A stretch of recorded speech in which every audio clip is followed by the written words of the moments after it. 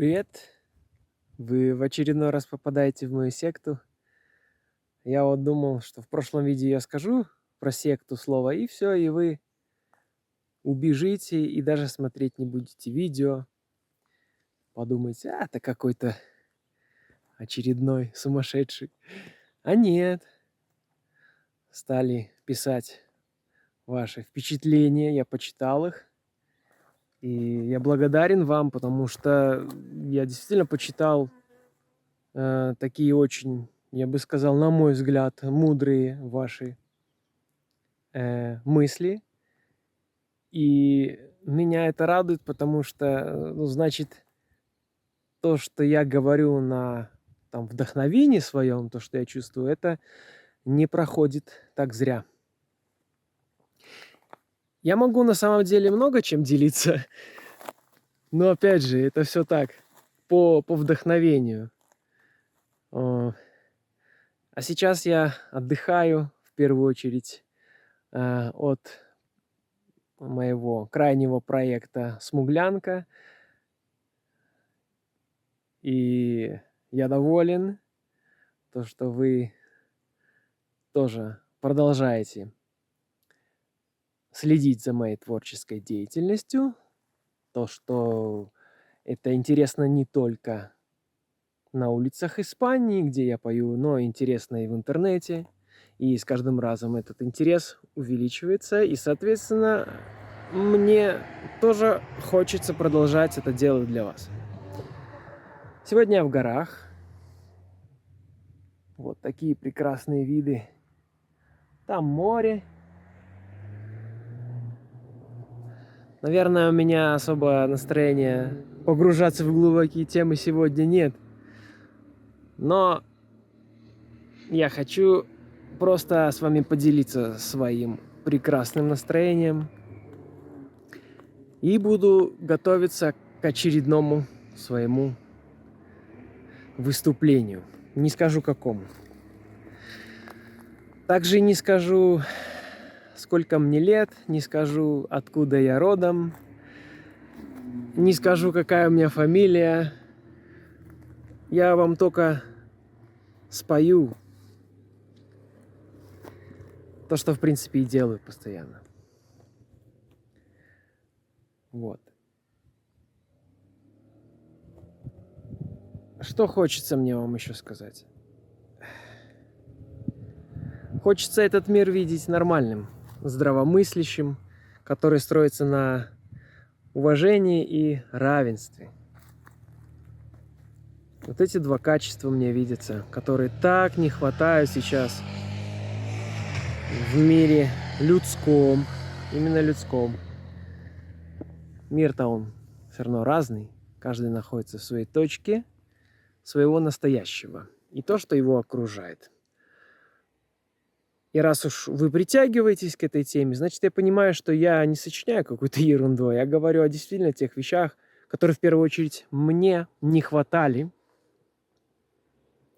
Именно вот в Испании я гораздо больше вижу, как люди могут быть на равных и на уважении. На мой скромный личный взгляд, та привычка нехорошая. Надо возвращаться к пониманию, что ты человек, созданный не самим собой, и другой такой же человек. Ну вот что ты взял, что ты его можешь быть выше в чем-то? Из-за наличия бумажек. Но это всего лишь... Это всего лишь так хотелось бы тому человеку, да, у которого эти бумажки. Хотелось бы править, быть важным. Главнее всех. У меня больше бумажек, значит, ты меня слушайся. А не будешь слушаться, я тебе не дам этих бумажек. А у тебя нет бумажек.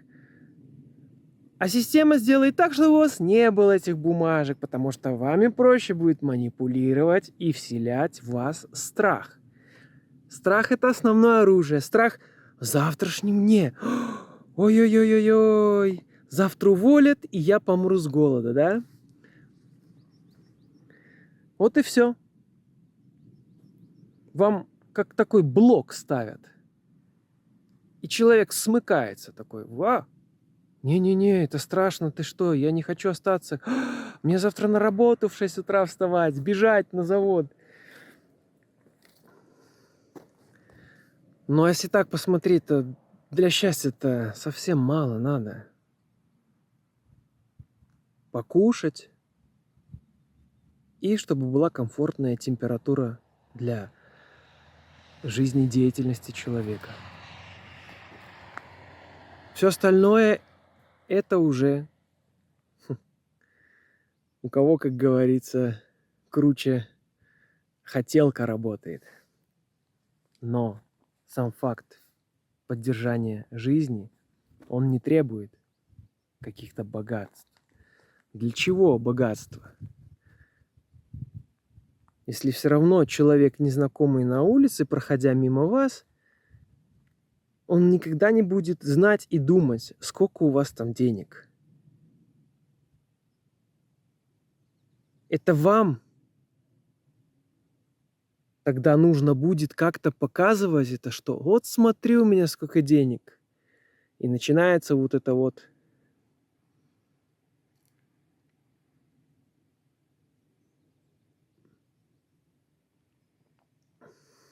свое не проявление себя как человека, какой ты человек с точки зрения человеческих качеств, а смотрите, что у меня есть.